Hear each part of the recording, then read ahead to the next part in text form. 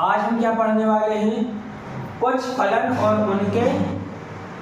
और उनके आलेख। ठीक है, ये चीज हम देखेंगे। तो पहला क्या है आपका तत्समक फलन, जिसको हम क्या बोलेंगे, आइडेंटिटी फंक्शन। अगर आपको एक फलन दिया है, कैसा फलन, इस प्रकार से दिया है कि R से R में परिभाषित है, और है ना, जिसमें x y किस प्रकार से रहेंगे, y क्या है यहाँ पे fx रहेगा, बता दिया था, कल भी बताया था, आज भी बता दे रहे, y क्या रहेगा, fx रहेगा। जहाँ पर क्या रहेगा कि जो y है वो बराबर है किसके, x स्क्वायर के बराबर है। ठीक है, तो यहाँ पे हमने मान लो 1 2 3 किया, तो यहाँ पे क्या आएगा, मान लो ये भी रियल नंबर है, यहाँ पे क्या आएगा 1 4 और 9, इसका संबंध इससे, इसका संबंध इससे, इसका संबंध इससे, ये हो गया क्या x, और ये अभी तक हम बात पढ़ते आए हैं, यह रहेगा क्या fx। ठीक है, क्या रहेगा, इसमें हमने क्या रखा, x में x की जगह क्या रखा 1, तो उसका स्क्वायर आएगा, क्या जाएगा, ये कितना है x स्क्वायर के बराबर है, तो कितना जाएगा 1 ही आएगा। लेकिन f2 रखेंगे तो कितना आएगा, और f3 रखेंगे तो कितना आएगा 9 आएगा। मतलब ये क्या है f1 है, ये क्या है f2 है, ये क्या है f3 है। ठीक है, अब ये भी रियल नंबर से है, तो इसको क्या बोलते हैं, प्राण। फलन में ये पूरा क्या रहेगा, प्राण, और फलन में ये क्या रहेगा, परिसर। आई बात समझ में? ठीक है, अब तत्समक फलन क्या करके देगा, तत्समक फलन आपको देगा कि एक मशीन है, फलन क्या है, मशीन है। यहाँ से हम कुछ डालेंगे, यहाँ से आलू डालेंगे, यहाँ से सोना निकालेंगे। यहाँ से क्या डाला, मान लो x डाला, तो ये अंदर कुछ ऐसा करके देगा, यहाँ पे क्या मिलेगा आपको fx। ठीक है ना, मतलब जो मिलेगा ना y के बराबर ही रहेगा। ठीक है, मान लो तत्समक फलन क्या है, एक मशीन है, इसमें हम क्या डालेंगे x, फलन क्या मिलेगा आपको कि y बराबर x अगर मिल रहा है, y बराबर x मिल रहा है, मतलब x बराबर अगर हमने 0 रखा तो y बराबर हमें क्या मिल जाए, 0 ही मिले, है ना, या x बराबर क्या रखा हमने 1, तो y बराबर भी क्या मिल जाए 1। यह प्रक्रिया क्या कहलाएगी, ऐसा क्या कहलाएगा, तत्समक फलन कहलाएगा। आई बात समझ में? एक तरफ x के x भी, जैसे मान लो अगर नेचुरल नंबर है x, तो y भी क्या रहेगा, नेचुरल नंबर रहेगा। रियल नंबर है तो y भी रियल नंबर रहेगा, और x और y हमेशा बराबर आएंगे, काय में, तत्समक फलन। और इसका ग्राफ कैसे रहेगा, यहाँ बता दूँ,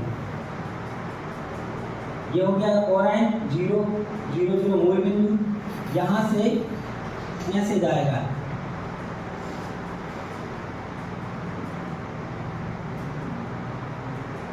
ये हो गया ग्राफ। ठीक है, आया समझ में? मतलब हमें क्या चाहिए, तत्समक फलन में आपको y बराबर x आना चाहिए, तत्समक फलन में x और y की वैल्यू सेम मिलेगी आपको। ठीक है, अब आ जाओ कहाँ, अचर फलन। दूसरा क्या हो गया, अचर फलन। नाम से ही स्पष्ट हो रहा है क्या, अचर, कांस्टेंट। मतलब हम x का संबंध देखेंगे तो हमेशा क्या आएगा, fx क्या मिलेगा आपको, एक ही कांस्टेंट मिलेगा, एक ही अचर मिलेगा, है ना। तो ये तो जानते हो कि y बराबर fx है, y बराबर fx है ना। अब अचर फलन में क्या हो गया, fx बराबर क्या आएगा, हमेशा k आएगा। k क्या है यहाँ पे, अचर है ना, कांस्टेंट है। तो मान लो अगर यहाँ पे हमने f1 किया, क्या आएगा, यहाँ k ही आएगा, अचर ही आएगा। f2 रखा तो क्या आएगा, k ही आएगा। ये हो गया क्या आपका अचर फलन। यहाँ से आप कितना ही जाओ, मान लो f10 पे पहुंच गए, तब भी क्या मिलेगा के, कितना ही पहुंच जाओ तो क्या मिलेगा आपको के मिलेगा। ठीक है, मतलब ये व्यवस्था ऐसी है कि यहाँ से इस मशीन में हमने x क्या डाला 1 डाला, यहाँ से x बराबर 2 डाला या x बराबर 10 डाल दिया, तो यहाँ पे हमें क्या मिलेगा, यहाँ पे क्या मिलेगा, यहाँ पे क्या मिलेगा। ठीक है, ये व्यवस्था कहलाएगी अचर फलन। आई बात समझ में, है ना। अचर फलन में एक कांस्टेंट मिलेगा, तो ये क्या रहेगी, x की वैल्यू से रहेगा, x अक्ष पे जाओगे, है ना, तो y कैसा मिलेगा आपको, कांस्टेंट मिलेगा। कांस्टेंट मिलेगा मतलब y अक्ष के, तो x अक्ष के समांतर रेखा मिलेगी आपको, x अक्ष के समांतर मिलेगी। इसका ग्राफ कैसे बनेगा, ये हो गया x अक्ष, ये हो गया y अक्ष। मान लो अपन कहाँ चले, ऊपर साइड चले, तो ये आ जाएगी ऐसी, y बराबर k का ग्राफ हो जाएगा। ठीक है, इसके बाद दिया होगा क्या, बहुपद फलन या बहुपदीय फलन, बहुपद फलन या बहुपदीय फलन। तो आपने 9वीं में पढ़े हो बहुपद, पढ़े हो बेटा, कौन कह रहा नहीं पढ़े, 9वीं का हमसे पढ़ी ना, तो तीनों में से कोई नहीं आया, हमने पढ़ाया बहुपद। हाँ, पाठ 2, बहुपद फलन होने के लिए सबसे पहली शर्त सुन लो कि x की घातें कैसी होनी चाहिए, पूर्ण संख्या होनी चाहिए। पूर्ण संख्या या तो 0 होगी या 1 2 3 4 5 होगी, करनी में नहीं होगी, बटे परिमेय संख्या नहीं होगी, दशमलव वाली नहीं होगी, पूरी संख्याएं होनी चाहिए। पूर्ण संख्या अगर है तो वह क्या कहलाएगा, बहुपद, और तभी ये बहुपदीय फलन होगा। ठीक है, और x की अधिकतम घात की क्या कहलाएगी, बहुपद की घात कहलाएगी। x की अधिकतम घात क्या कहलाएगी, बहुपद की घात कहलाएगी, पहले से जानते हो, है ना। तो मान लो आपको तीसरा क्या दिया है, f(x) एक फलन दिया है, मतलब तीसरा लिख दें, बहुपद फलन। मान लो क्या दिया है, f(x) बराबर दिया है 2x² + 1, क्या दिया है 2x², चलो -1 दिया है तो -1 ही ले लें। ठीक है, ये दिया है आपको। अब इसमें क्या करोगे, x बराबर वही 1 2 3 4 रख के देख लो, -1 रख के देख लो, जो आएगा उसके हिसाब से ग्राफ बना लेंगे। तो बहुपद क्या है, किसी फलन में आपको मिल जाए ये चीज, जहाँ पे x की घात, यहाँ कितनी x की घात 0 है, यहाँ पे 2 है, मतलब पूर्ण संख्या है घात में, मतलब ये क्या बहुपद है, तो ये पूरा क्या कहलाएगा, बहुपद फलन कहलाएगा। ठीक है, आई बात समझ में। 10वीं पर एक बार ग्राफ नहीं बनाते थे, हाँ वही है, और दूसरे हर बहुपद के लिए अलग अलग है। तो जैसे मान आएंगे, आपने देखा होगा 9वीं या 10वीं में ग्राफ में, 10वीं में है तो बनाए थे ग्राफ, बस वो ही है इसमें, वो सब के सब उदाहरण है इसके। ठीक है, कुछ विशेष ग्राफ होंगे तो वो हम जरूर बताएंगे। ठीक है, ये इतना ही हो गया। इसके बाद अपन करते हैं उदाहरण नंबर 13। उदाहरण नंबर 13 है बहुपद फलन के नीचे देखो क्या दिया है, y बराबर f(x) बराबर x², x बिलोंग कर रहा है r द्वारा फलन f इस प्रकार है कि r से r में परिभाषित है की परिभाषा कीजिए। इस परिभाषा का प्रयोग करके नीचे दी गई तालिका को पूरा कीजिए। इस फलन का प्रांत तथा परिसर क्या है, f का आलेख भी खींचिए। x और y मिल गए तो आलेख क्यों नहीं खींच पाएंगे अपन। तो आपको क्या दिया है, f(x) बराबर कितना दिया है, x², y क्या है, ये y बराबर है, तो हमें y का मान क्या मिलेगा, तो f(1) कर दो, क्या जाएगा 1 का स्क्वायर बराबर कितना आएगा, f(2) कर दो कितना आएगा, ये क्या मिल रहा है, y मिल रहा है 2 का स्क्वायर इक्वल टू कितना आ जाएगा 4, f(3) कितना आ जाएगा 3 का स्क्वायर इक्वल टू 9। आगे करते जाओ, क्या दिक्कत है, जितना जो चीजें उसने पूछी है अब हम वो बताएंगे, ये तो समझाने के लिए बता दिया। है ना। आपको देखो वैसे भी 1 2 3 चाहिए ही, 4 भी चाहिए, तो हम 4 निकाल दे रहे हैं। f4 बराबर 4 का स्क्वायर इक्वल टू 16। f0 भी फाइंड करना है, तो 0 का स्क्वायर कितना होगा भैया निकल? 0। Very good. और f-1 का स्क्वायर कितना होगा भैया? सुन 1। और f-2 का स्क्वायर कितना होगा रे सब भैया? 4 कि -4 है ना। ये भी कहाँ तक चाहिए? इसका अपोजिट साइड में, मतलब f-3। तो बताओ पीयूष भैया, -3 का स्क्वायर, f-4 का स्क्वायर राजा साहब बताइए। 16। ये आ गया, ये वैल्यू आप सारणी में रख दो, ठीक है। ये हो गया। अब इसमें प्रांत क्या होगा? प्रांत क्या होगा? x का मान जो रखा है, x ही रहता है फलन में प्रांत। x का मान कहाँ रखेंगे? ये x है, एक ये सब के सब क्या है? प्रांत है। परिसर क्या होगा? y का मान कहाँ निकला है? ये सब क्या रहेंगे? परिसर। लिख पाओगे कि लिखवाएं? वेरी गुड, तो लिख लेना। ये 1 2 3 4 0 -1 -2 -3 -4 प्रांत रहेंगे।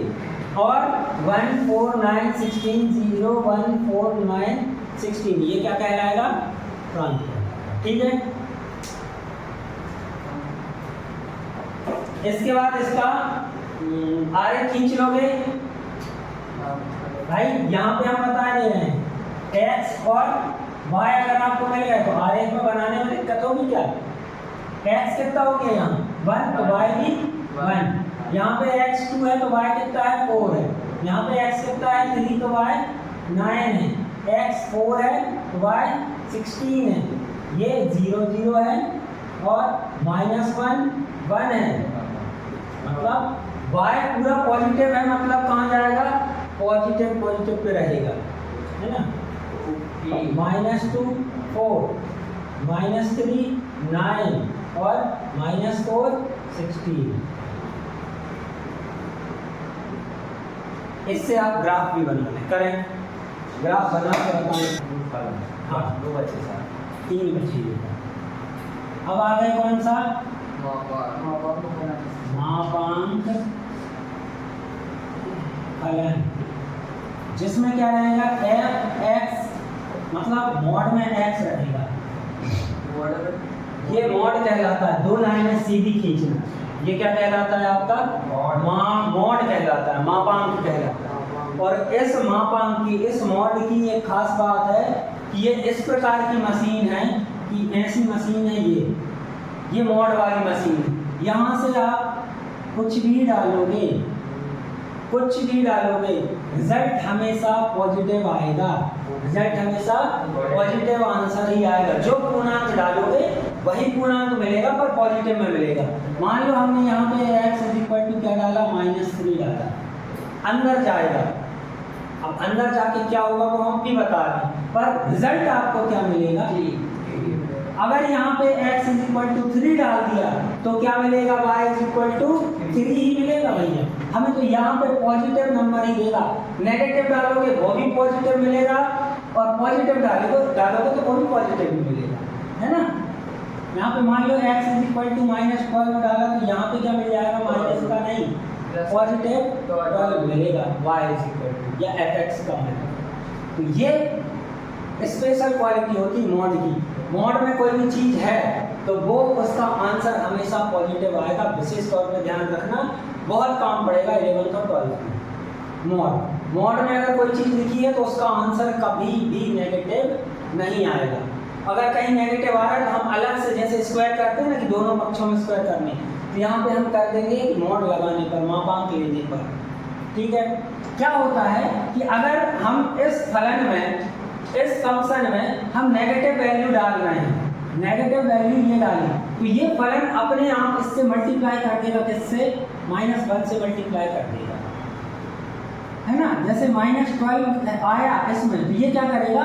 -1 से मल्टीप्लाई करके आंसर दे देगा। और हमने क्या दे दिया?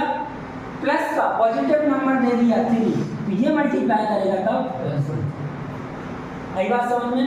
अगर नेगेटिव वैल्यू है तो -1 से मल्टीप्लाई करके देगा, और पॉजिटिव है तो 1 से मल्टीप्लाई करके आपको रिजल्ट दे देगा। मॉड मतलब मान लो आपको लिखा है क्या -5 और ये मॉड लगा है, इसका रिजल्ट क्या मिलेगा +5। ठीक है, आया समझ में? ये हो गया आपका क्या मापांक फलन। क्या हो गया? मापांक फलन, है ना। और ये परिभाषित किस तरीके से होगा ये देख लो, ये याद रखने वाली है कि f(x) आपका क्या रहेगा, ध्यान रखना।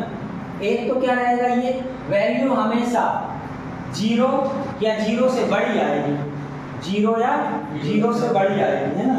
तो क्या रहेगा माइनस आपका रहेगा, अगर f(x) -1 है, सॉरी -x है, कब रहेगा -x?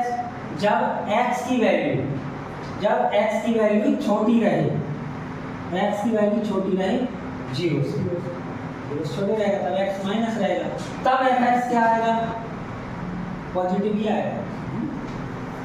और अगर x पॉजिटिव मिल रहा है ना, तो क्या आ जाएगा, x बड़ा रहेगा या बराबर रहेगा 0, इसमें 0 डालोगे तो 0 ही मिलेगा। इसको याद रखना,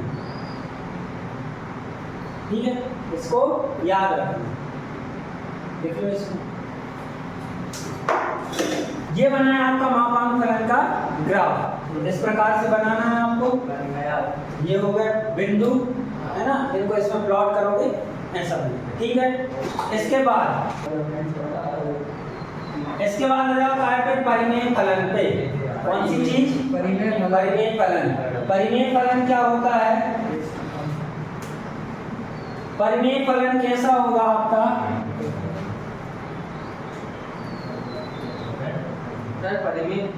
परिमेय फलन उसके पहले दिया चौथे नंबर में, है ना।